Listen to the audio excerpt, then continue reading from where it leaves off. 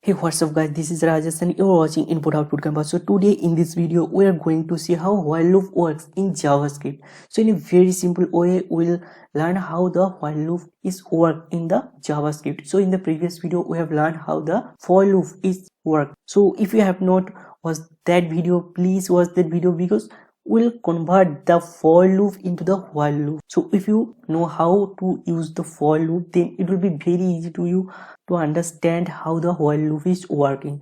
Okay, so we'll see with basic examples. So first of all, let's create a folder here, and I have also created a folder here that is lesson 13, and inside that folder I have created a HTML file that is index.html, and inside this index.html you have to just create the basic snippet or basic structure of the HTML by just typing here this exclamatory sign, and you can see the whole snippet is here. Just press enter and our HTML code is ready. So now inside this body part write the script tag. Okay, so inside this script tag you can write your JavaScript part. Okay, so first we'll see how for loop is worked. Okay, so we'll convert that for loop into the while loop. Okay, just write a for loop here, and you know how to use the for loop. So for then inside this for loop you have to write a variable. Suppose variable I equals to 0. So first of all you have to write the initialization part, and second there will be the condition part. This is the condition part. When I less than equals to 10, till then this loop will work. Okay, so this is the condition part, and the last is the updation part, that is I plus plus or I plus equals to 1 or I equals to I plus 1. Okay, you can write it in any way. Okay, so then the body part comes, and inside this body part we can write the message here, that is document dot write, and inside this will print the value of I, and then give a space here. Okay, and then save it, and you can see the output, it's printing from 0 to 10. So if you understand how this for loop is working, then it's very easy how to use the while loop, because there are three parts of this for loop, that is the initialization part, and second is the condition part, and third is the updation part. Okay, so these three things are the main things. So we'll convert this for loop into the while loop. Okay, let's see how to convert this for loop into while loop. Okay, first of all write the while loop here, and inside the while loop you have to write this condition part.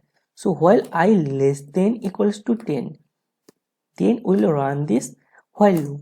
So inside the body part of this while loop you have to write the updation part. So where is the updation part? Updation part is this, I equals to I plus 1. Okay, just write here I equals to I plus 1. So this is the updation part, and at the first of this while loop there will be the initialization part. So initialization part is, that is I equals to 0. Okay, I equals to 0. Okay, so first will be the initialization part, and inside this while loop there will be the condition, that is the second part, and the third part is the updation part, which will be in the body section of this while loop. Okay, so our while loop is ready, and we want to print the output using this while loop. So to print the output, just copy it from here and write this inside this while loop. Okay, and just comment this for loop. Okay, and save it, and you can see the output is same. So we have successfully converted this for loop into this while loop, so in a very simple way. Okay, so let's see some another example. Suppose we want to print the even numbers. Okay, using a conditions we want to print the even numbers with this while loop. So what we can do, we can write a condition here. So just write here a if else condition. Okay, so if I modulus 2 is equals to 0, that is if I modulus 2 equals to 0, then it will be the even number, and we'll print that even number. So to print that even number we have to write document dot write. So just delete this from here, and this is ready. So first is the initialization part, which is same. Second is the condition part, which is again same.